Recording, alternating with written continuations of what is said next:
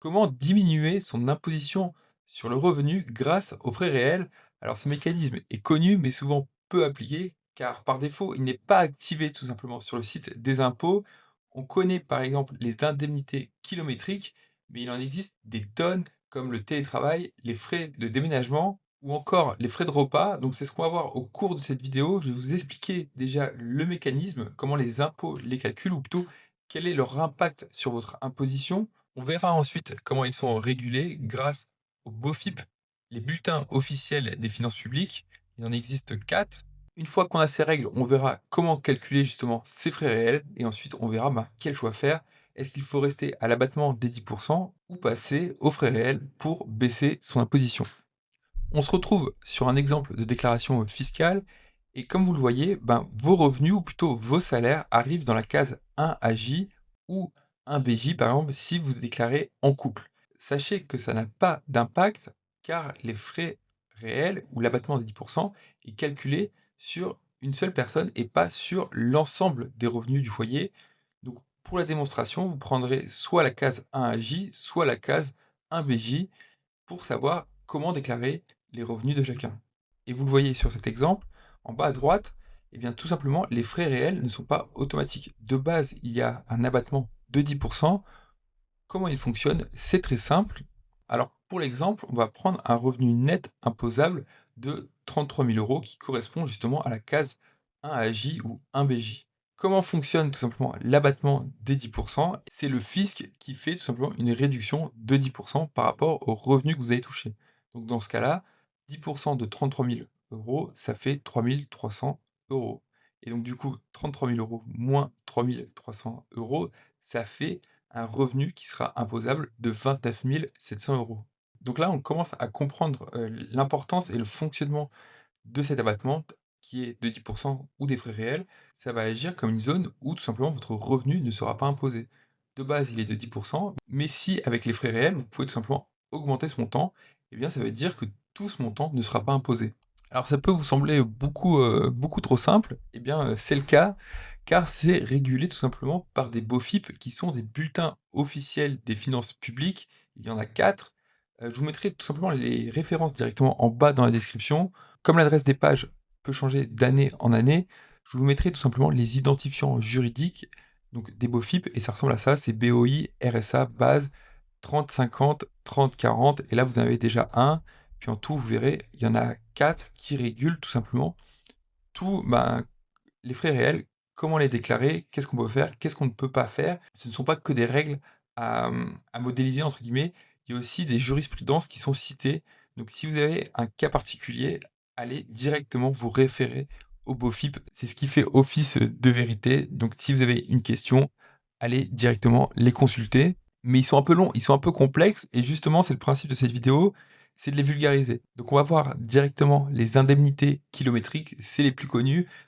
Pour la petite histoire, c'est les seuls qui sont, qu'on s'appelle avec un simulateur directement intégré à votre déclaration. Tous les autres, c'est à vous de les faire à la main et c'est juste une case à remplir et un petit texte pour justifier justement ce montant et ça s'arrête là. Et comme c'est un peu complexe, et bien du coup, j'ai fait un simulateur ou plutôt un tableur. Et comment fonctionnent par exemple les frais kilométriques? Eh bien, c'est assez simple, vous allez choisir votre type de véhicule, votre moyen de locomotion pour aller au travail. Donc il en existe 3, auto, moto et cyclo, c'est pour les scooters. Vous avez le type de moteur. Si vous êtes un moteur électrique, vous avez une majoration de 20 donc vous augmentez vos frais réels de 20. Vous choisissez ensuite la puissance fiscale et là, on va directement voir la distance domicile-travail. Sachez que le fisc vous autorise à un seul aller-retour par jour entre votre lieu de domicile et votre lieu de travail. Et la distance maximum est de 40 kilomètres aller, donc 80 kilomètres aller-retour. Si vous travaillez à plus de 40 kilomètres de votre boulot, vous pouvez tout simplement déclarer plus, mais par contre, il faut que vous respectez au moins l'un de ces 5 critères. Et bien sûr, en cas de contrôle fiscal, c'est à l'appréciation du fisc. Et d'ailleurs, je ne l'ai pas dit, mais pour toute cette partie des frais réels, gardez bien les justificatifs au moins 5 ans en cas de contrôle fiscal. Quel trajet prendre? Eh bien, il faut prendre le trajet le plus court et pas forcément le plus pratique ou le plus rapide. Donc, vous faites une recherche par exemple sur Google Maps, vous voyez le trajet le plus court et c'est la valeur à mettre. Pour l'exemple du jour, on va mettre par exemple 25 kilomètres. Dans les indemnités, kilométriques, le fisc prend en compte, l'essence, l'assurance, l'usure du véhicule, mais le fisc ne prend pas en compte, tout ce qui est, frais de péage, frais de stationnement et aussi le montant des intérêts si vous avez fait un prêt pour acheter une voiture. Pour les 2 premiers que j'ai cités, c'est assez simple, c'est par jour et pour le montant des intérêts, c'est au prorata de l'utilisation. Eh bien, comment faire? Vous avez juste à rentrer la distance totale que vous avez parcourue en 2025 et le calculateur vous dira tout simplement au prorata combien ça vaut. Donc, pour la démonstration du jour, je vais mettre par exemple 4,80 € de frais de péage par jour travaillé. Et pour cette partie sur les indemnités kilométriques, ben voilà, c'est fini. Le simulateur a calculé le montant 4 792,50 € et vous voyez déjà que dans ce cas, eh bien, les frais réels sont plus avantageux que l'abattement des 10%. Et encore, c'est pas fini parce qu'on va aller voir justement le télétravail et le repas, car on peut encore déduire des frais. Le simulateur prend en compte justement vos jours de présentiel et vos jours télétravaillés. Voilà, je ne sais pas quelle est votre situation, mais quand vous allez utiliser tout simplement cet outil, vous avez juste à mettre le nombre de jours travaillés et à déclarer le nombre de jours en présentiel. Donc si vous ne faites que du présentiel, vous mettez 2 fois la même valeur et vous voyez que vous n'avez pas de jours de télétravail. Et si, à l'inverse, vous ne faites que du télétravail, et ben, vous mettez 0 en présentiel et là, tous vos jours seront calculés comme du télétravail. Et pour ceux qui ont un statut hybride, bah, vous avez juste à renseigner le nombre de jours en présentiel pour justement calculer les indemnités liées au télétravail. Et là, le calcul des frais réels pour le télétravail, c'est beaucoup plus complexe. Bon, déjà, vous voyez qu'il y a 2 BOFIP et je vais vous la faire simple, ou plutôt je vais vous résumer. Vous avez plusieurs cas. Pour simplifier, vous allez avoir 2 cas tout simplement pour le télétravail. Vous avez le cas où vous avez une prime qui est versée, et si cette prime n'est pas imposée, voilà, c'est un cas particulier, on le verra à la fin. Et si c'est un cas, simple ou plutôt la prime est déjà imposée. Voilà, vous ne pouvez rien y faire, c'est votre employeur qui a déclaré comme ça, c'est considéré comme du revenu. Donc là, c'est comme si vous étiez dans le cas d'un salarié qui fait du télétravail et qui n'a pas de prime.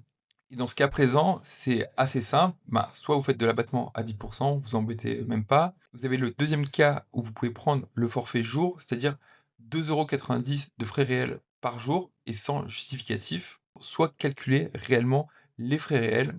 Vous pouvez calculer au prorata tout simplement de la pièce par rapport à la surface du bien.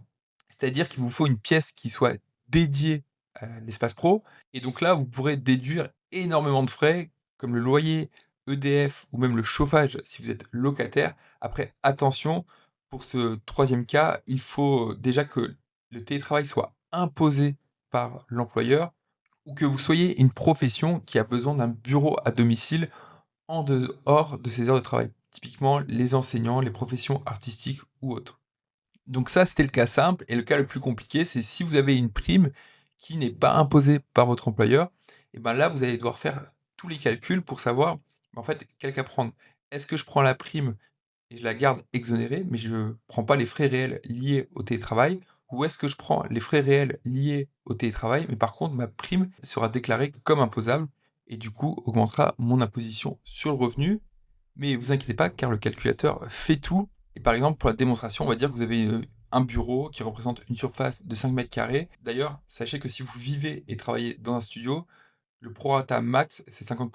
Vous ne pouvez pas aller au-dessus. De toute façon, vous inquiétez pas, il y a des garde-fous dans le logiciel.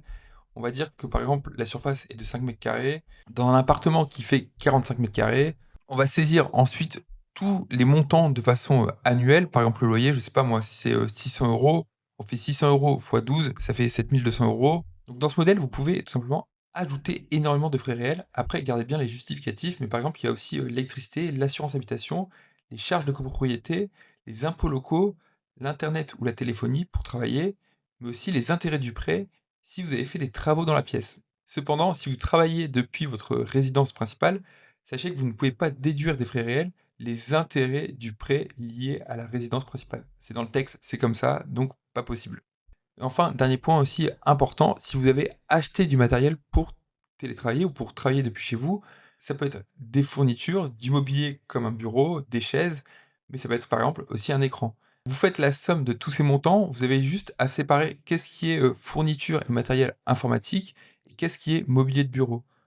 Si le montant acheté vaut moins que 500 € hors taxe, donc environ 600 € avec la TVA, eh bien vous pourrez déduire tout ce montant la même année, Par contre, si ça dépasse, vous allez devoir faire un amortissement sur plusieurs années et typiquement matériel informatique, c'est 3 ans, mobilier, c'est 5 ans. Et du coup, dans le même sens, si vous avez, déclaré du mobilier, par exemple, en 2024, 2023, 2022 ou autre et que vous pouvez encore amortir tout simplement ce prix sur la déclaration de 2025, eh bien, ne les oubliez pas. Donc par exemple, là, on va mettre juste 50 € pour la démonstration. Donc voilà, maintenant tout est saisi, c'est fini et le simulateur me dit qu'est-ce que je dois faire? Et justement, il me dit que le cas le plus favorable est de déclarer aux frais réels. Je pourrais déduire 162 € de mes impôts, contrairement au forfait qui est de 156 €. Bien sûr, bon, dans ce cas-là, je n'ai pas de prime. Et le simulateur n'est pas juste pour optimiser votre déclaration en 2025, il est aussi là pour vous donner des infos, par exemple, pour les prochaines. Donc, je vous ai parlé du mobilier qui était à amortir sur plusieurs années. Et bien, vous voyez que j'ai un résumé pour les années qui suivent, où je pourrais amortir 160 € par an de frais réels. Maintenant, troisième type de frais réels qui est connu et que vous pouvez déduire de vos impôts, c'est tout simplement les repas. Alors sachez que le fisc considère que si vous pouvez vous rendre à votre domicile pour déjeuner, vous ne pourrez pas déduire de frais réels. Après, c'est à l'appréciation du fisc, parce qu'il n'y a pas de, par exemple, de distance, de temps de pause ou autre entre midi et deux. Donc voilà, c'est, alors simple appréciation. Après voilà, si vous prenez déjà la voiture, sachant qu'on peut déclarer qu'un aller-retour par jour, et ben là, vous pourrez tout simplement déduire des frais de repas. Après, ça dépend ce que votre employeur a mis à votre disposition. Donc par exemple, si vous avez une cantine, d'entreprise ou si par exemple vous avez des tickets resto. Et concrètement, le résumé, il est là. On peut rentrer chez soi, pas de frais réels. Est-ce qu'il y a une cantine sur le lieu de travail?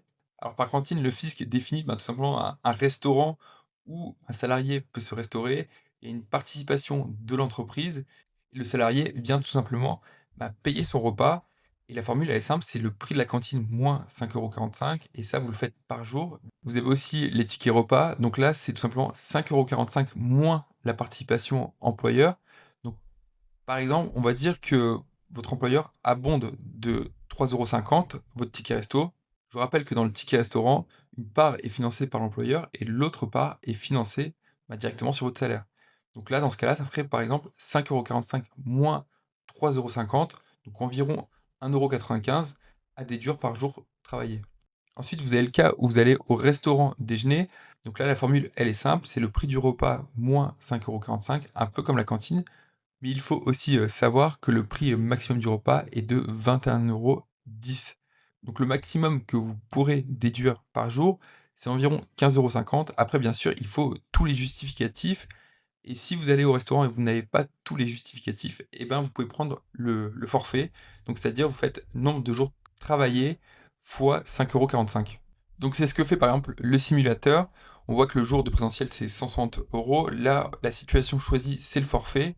Donc ça va faire 5,45 € fois 160 et ça fait environ 872 € de frais réels que vous pouvez déduire tout simplement de votre imposition. Après voilà, c'est dans le cas où vous n'avez pas de cantine, pas de ticket restaurant ou autre. Donc pour la simulation, du jour, on va prendre tout simplement ticket repas et là on voit que les frais réels à déduire sont de 425 €. Enfin, on va passer aux autres types de frais réels qui sont, déductibles. Alors ils sont très nichés. Par exemple, il y a, tout ce qui est vêtements. On a souvent entendu: «Oui, on peut déduire plutôt les frais de pressing pour les chemises et les cravates». Ça, c'est faux, car le fisc considère des vêtements, professionnels et donc des frais déductibles uniquement des vêtements qui sont utilisables dans votre vie professionnelle. Donc c'est par exemple des bleus de travail, si vous êtes mécano, mais ça peut être aussi, des blouses, des toges, des chaussures de sécurité, mais pas des chemises ou des cravates que vous pouvez, par exemple, réutiliser, dans votre vie perso. Donc là, pareil, il vous faudra le montant annuel. Donc par exemple, si vous avez commandé une blouse sur un site spécialisé, vous récupérez le bon de commande et ça fera office de justificatif. Mais il n'y a pas que ça qui est déductible, il y a aussi tout ce qui est, tous les frais liés à une formation professionnelle, que ça soit le coût de la formation, mais aussi le coût de déplacement pour aller à cette formation. Mais vous avez aussi par exemple les frais de recherche d'emploi et d'ailleurs, si vous avez recherché un nouvel emploi et que vous avez dû déménager, eh bien sachez que vous pouvez déduire les frais de déménagement, professionnels ou plutôt qui sont liés à votre vie pro.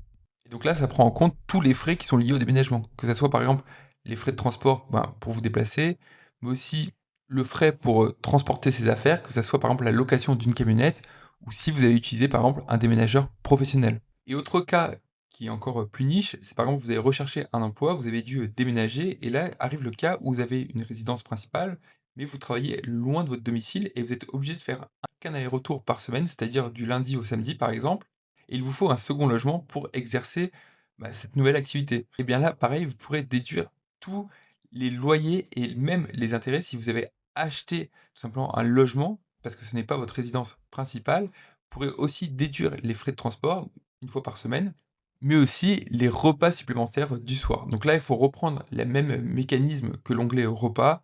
Vous pouvez faire 5,45 € fois 4, du lundi au jeudi, et disons, fois 40 si vous avez fait, 40 semaines sur place. Donc voilà pour cette partie, et si vous faites par exemple des astreintes ou vous travaillez de nuit, que vous avez besoin de 2 repas, eh bien vous pouvez aussi, les déduire. En tout cas, les références du fisc sont juste ici ou en bas dans la description. Et pour la démonstration, on va tout simplement s'arrêter là, ou plutôt je vais pas remplir d'autres cases. On était sur un salaire de base de 33 000 € net imposable. On a un abattement de 3 300 € au 10%. Et si on passe aux frais réels, on voit qu'on peut tout simplement déduire 5 606 € de son imposition. Et on voit que ça baisse le revenu net imposable.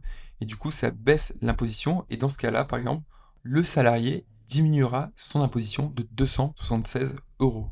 Et encore, c'est un cas simple, c'est le cas tout simplement, d'un célibataire.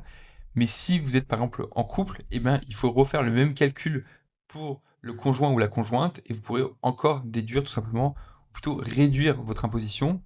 Et encore, je n'ai pas pris le cas où vous avez des enfants, tout simplement vous avez des parts fiscales et là, ça réduit encore votre imposition. Une fois que vous avez fait le choix entre frais réels ou abattement à 10, et bien tout simplement, sur le fichier, entre la ligne 39 et 43, vous avez tout le résumé de tout ce que vous devez saisir sur le site des impôts.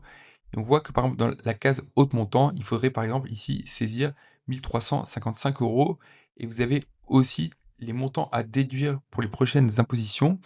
Et si tu veux obtenir tout simplement ce tableur Excel, c'est le premier lien en bas dans la description. Il ne coûte que 12 €. Il m'a permis d'économiser plus de 830 € sur l'imposition 2025. Le fichier est accessible à n'importe quel moment. Tu pourras le réutiliser d'année en année. Tu pourras le partager par exemple avec ton conjoint ou ta conjointe ou même avec un proche. D'ailleurs, je suis sûr que tu as un proche qui ne connaît pas toutes ces astuces liées aux frais réels. Donc n'hésite pas à lui envoyer la vidéo.